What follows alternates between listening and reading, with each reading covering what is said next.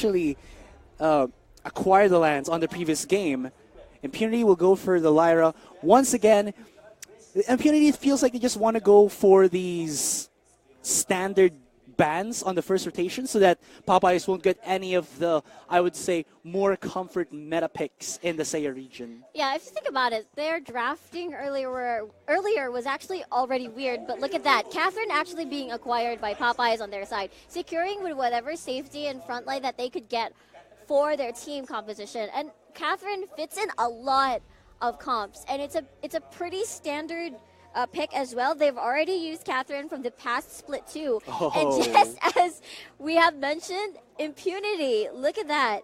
They did not think it twice. They actually secured the Grace for themselves. They don't want that to be taken out of the table, and actually just moving the glaive ban towards the side, towards the second rotation. This is not surprising at all. What do you think they're going to be banning here? So they ban out the glaive for Impunity. I think this is a smart decision because Grace is actually good in stopping these slow initiate type of heroes like a Catherine who can just use the Merciless Pursuit, which is kind of a faster walk into your face. But then Glaive can just bypass the Grace and then go to the backline to get that afterburn pickoff.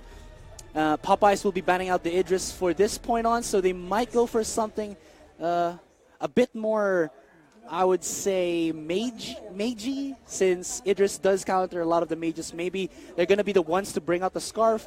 Impunity here, they have a Grace, which allows for really good sustain in the fights. That's true. Yeah. Well, looking at what they've picked before, they do use a Batiste.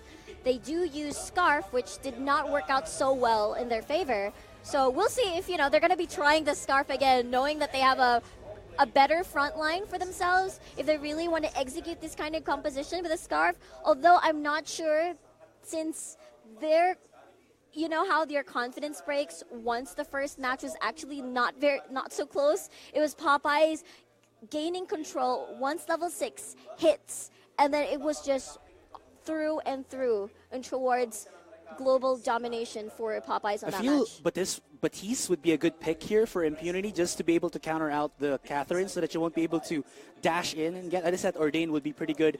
And the Fearsome Shade, but Impunity's gonna go again for a Scarf. They're really gonna push for the Mage.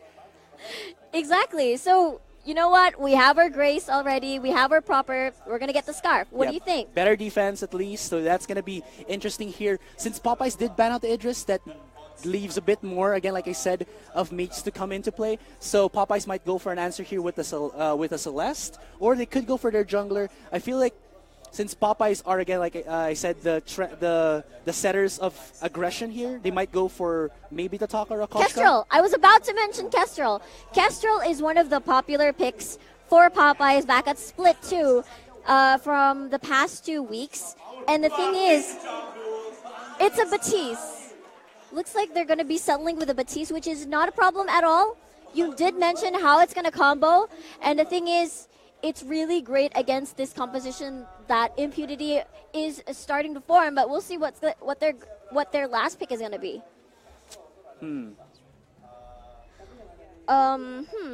Black Feather. Black Feather. Interesting. Well, it makes sense since Black Feather's Rose Offensive cannot be stopped by the Batiste's Ordain, so you can actually just go in to the backline and spot out this Kestrel. I feel that this Kestrel would definitely be weapon power since he's going to be in the lane, and the Batiste would go for the jungle and, of course, build up on that Crystal. So, and I feel like we're going to see some good wombo combos in this match number 2. Before we do shed the blood, who do you think won that drafting, Riku? I am a big fan of wombo combos, so I have to put it on Popeyes again. Yeah, I think it was pretty good. So, all right, checking out the builds. DefQ will be going for the weapon power Black Feather. A little bit of a trick here. Oh, wait, before that, a little bit of damage onto Tezaboy. But yeah, a little bit of added information. There was the 2.7 changes to the Black Feather, which long story short, makes him bad for his teams to chase down, because I believe the Rose Trail was removed, but as a solo Black Feather, you actually have a better chase. So this Black Feather I think is going to be good in chasing down the Kestrel and able to go away or get out of the the CC of the Ordained. Yeah, I agree with you there, Asarai. But noticing the rotations of Popeyes and Impunity from earlier around the match, the initial start of Popeyes and Impunity that they rotated on towards the jungle. Meanwhile, for Impunity, they just tried to pressure the lane. So that means Popeyes will not have that 3-man rotation too long into the jungle for us to actually clear it out. Impunity gaining more lane control. Both of these teams have actually really good wave clear. So with that said, Impunity is going to have to brace themselves for this. Engagement upon has begun, and wow, the damage onto Katarn was just so good. Chingy on the Batiste has to back away, activates the boots, and he will be able to survive. Live to fight for another day, indeed. But the damage, as you can see, Catherine just rode through the flames and got burned straight off the bat. Exactly. Storm Guard definitely not going to be enough, as this is, again, a Black Feather paired with a Scarf. Early game damage is definitely going to hurt. Catherine is not going to be tanky early game, so you have to get those stacks in.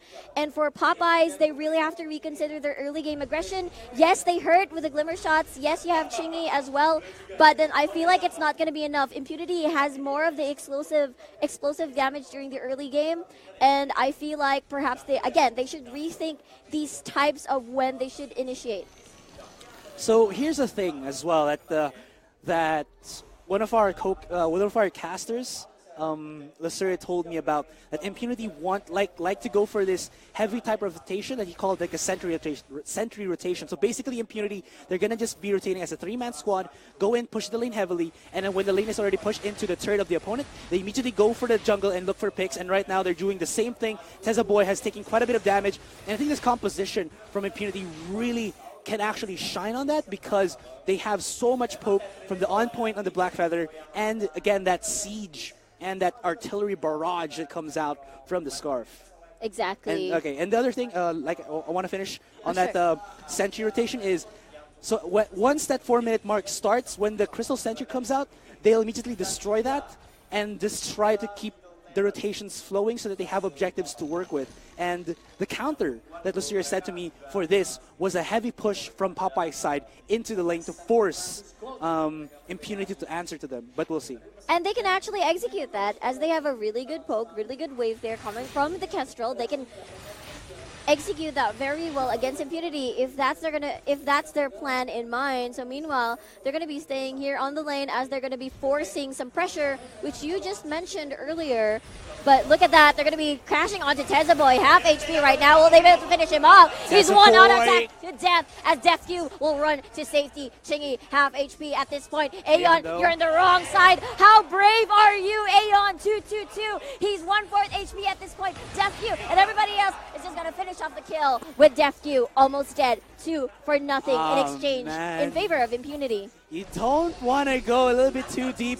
Balls to the wall there, as Chingy is doing the same thing. But if Cordova can just smack it down and land a stun, it might be over for him. Although he's going to be able to get away from the fights. A little bit unscathed here. But, Cordova, he wants to go for the steal. Will he be able to get it? Oh, did not see that. But now, at least you can see here that Catherine is not allowing this wave to push heavily into their turret, although it does make it so that the laner can get a good amount of CS. It's allowing Impunity to go for that heavy rotations that we were talking about. Exactly. I feel like Aeon was a little bit too greedy there. He could have backed away, give only one kill to Impunity, but he saw how juicy the target was. He saw how low one of the members from Impunity was. So if it's there, the opportunity is there. You can see the mindset that they want to get a consolation prize at least, and maybe perhaps get away with it. But Impunity, after losing that first match, I'm pretty sure they're going to be very wary of these kinds of plays. Will not allow that kind of movements to happen this time around. Oh, so wow. We'll see. Aeon 222 buying up the Sorrow Blade and Weapon Infusion. So he's looking to actually hit a lot of damage here, and they know that they will be just going into the fight. So does he have enough damage? That's the question here. Lucidity bringing out the Dragon's Breath once again. Huge reach to the shade, but it's not really going to be enough. That's going to be the kill onto Chingy, and Impunity are still standing a 3-man strong. Good poke coming in from Aeon 222. Can he finalize? Let's see. Impunity going to go in for the jungle, go in for those invades, while the other members of Popeyes will go and try to go for the lane. And here it is, the Crystal Sentry in a heap of trouble, and Teza Boy will find it dead and not living anymore. Will he go for it? Well, there's vision Yeah, it's not going to be there. enough. Anyway, that was a little bit too risky. I know Boy just wanted to scout the jungle out, probably spot out Impunity, getting the Crystal Sentry, but it is a little bit too late. Even though he wanted to stop it, I feel like it's still a little bit too risky of a play, as 3 members can easily jump on Boy and a Catherine. But look at that. Despite the kills going in favor of Impunity, Popeyes is there to still keep up with the gold. So they're still going to be fine at this point. The scary thing is for Impunity's advantage is that they are getting a lot of objectives on their jungle side. And that is 1 stack already for their Crystal Sentry.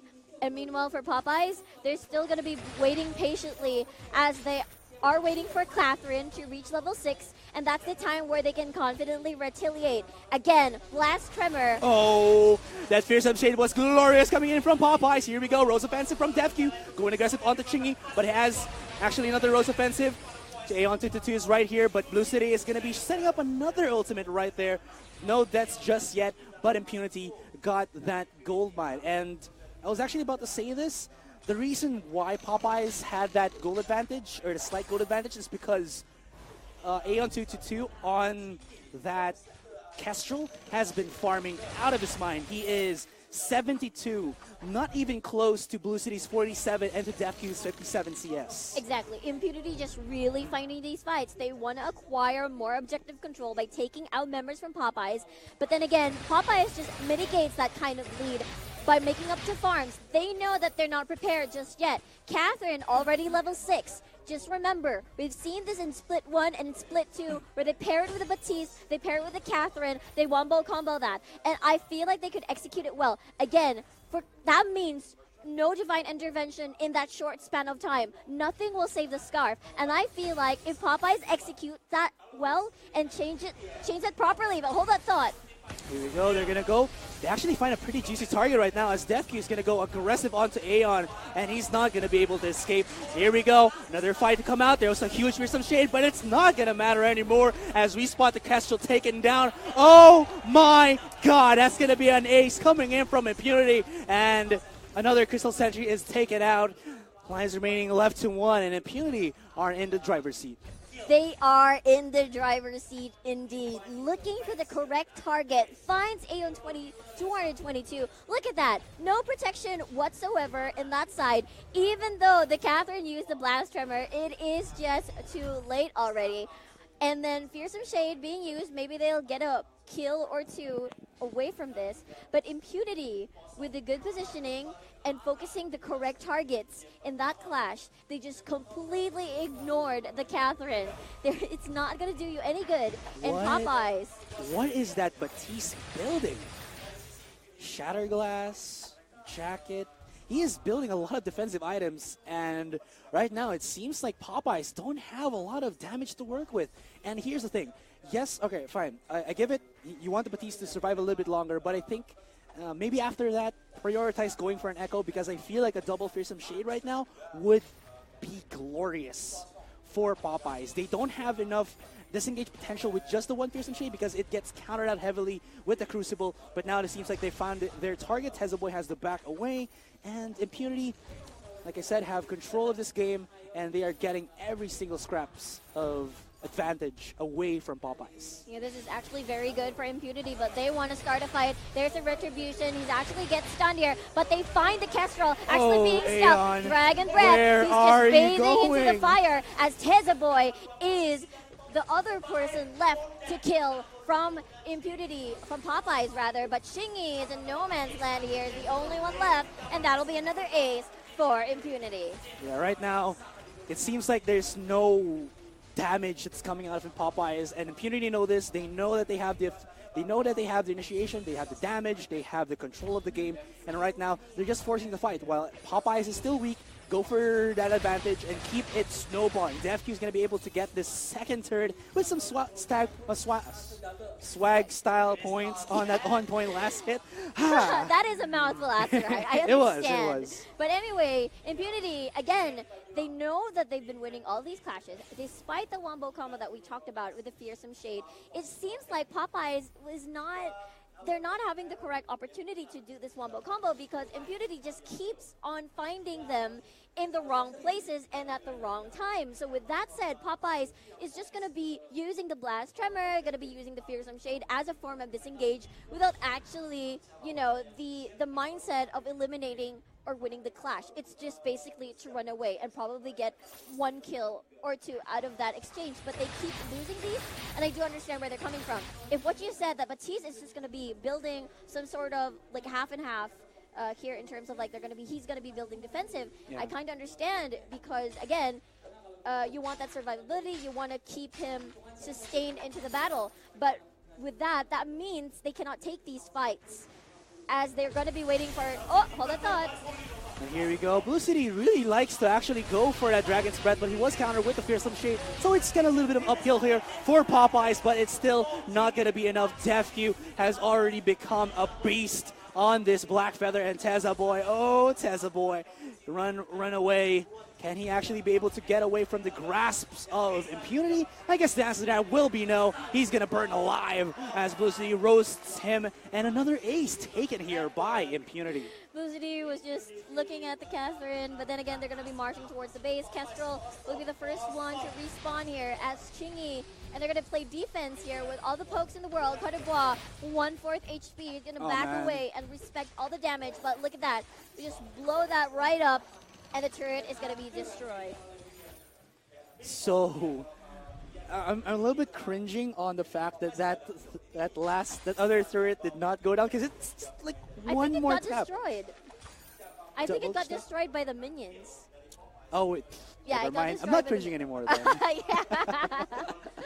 But the other fact that we haven't, rather the elephant that we haven't addressed yet, yes, I wanted to just say that.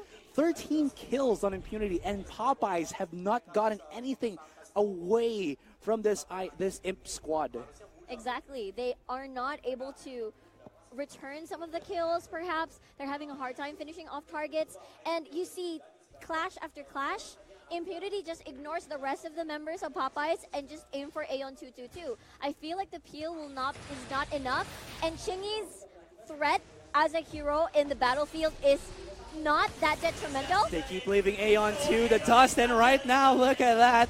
Beyblade to spin for the win here by DefQ, and 2 have been broken down. Tezza Boy once again, the captain to be left alive, but not for long. There's another ace, and like the Halcyon Fold has said, it's kind of a big deal. No, it's just kind of. It is a big deal right now for Popeyes. A big deal indeed. 10K, almost 10K gold lead already for this item. Impunity.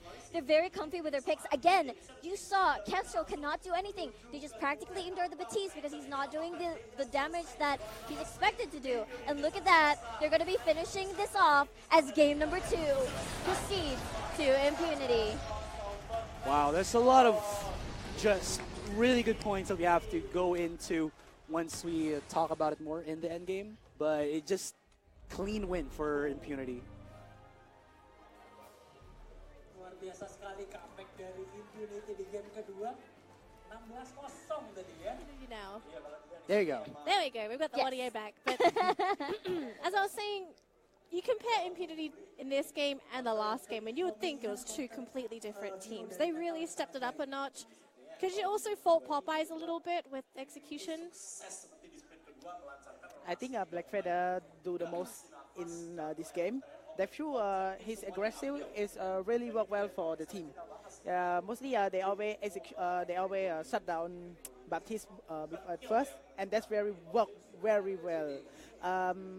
At first I thought that Popeye will have a lot of, how to say? CC? Yeah, that's CC. Their CC is very good, and I thought that they would be do well when they execute the skill, but sadly, they didn't. Yeah, the thing is that I feel like what happened there was Impunity's, like I said, sentry rotation, the early game rotation that allowed them to get the first blood, and then, just the jungle of Impunity allowed them to, or rather the jungle of Popeyes allowed them to get a lot of XP and gold away from Popeyes that they couldn't really get it back from that. And there was this one point wherein the Black Feather always had a level advantage against, I believe, the Kestrel. Aeon 2222. Yeah. Could say Aeon got hammered this game as well. He was pretty much the priority pick. He was the priority target on the side of Impunity. The moment they saw Aeon, they said, okay, guys, we're throwing bodies at Aeon, and he is going to die. The thing is, for the side of Popeyes, they were supposed to be doing the initiates, but it didn't happen at all because Impunity did not give room for them to move around the map so much, and they always caught them at bad times and bad positioning, which puts Kestrel in a very awkward position, in a very open position, and that's why they were able to eliminate Kestrel right off the bat, and then of course Batiste and then the Catherine wouldn't be able to do anything without their damage dealer carry Kestrel. Also, a quick mention, 4 aces. Wow. 4 aces. Now, the first one was at 8:40. The second one was 2 minutes later. The third was 2 minutes later. And the fourth was a minute and a half later. To get that many aces, you know that game was pretty much locked and loaded for Impunity. You could say their aces were high. I'm just going to laugh. I'll leave that at that. Yeah, actually, I have something to for additional. Yeah. Again, if I'm not wrong, Popeye have the most loss on Kestrel pick. Wow. Interesting, but it is their favorite. I've seen them like use it 4 times. Actually, in the lab test, Latest matches, Yeah, they've the been last using Kestrel, and it's not working. Yeah, it's not well. It's not working well. Interesting.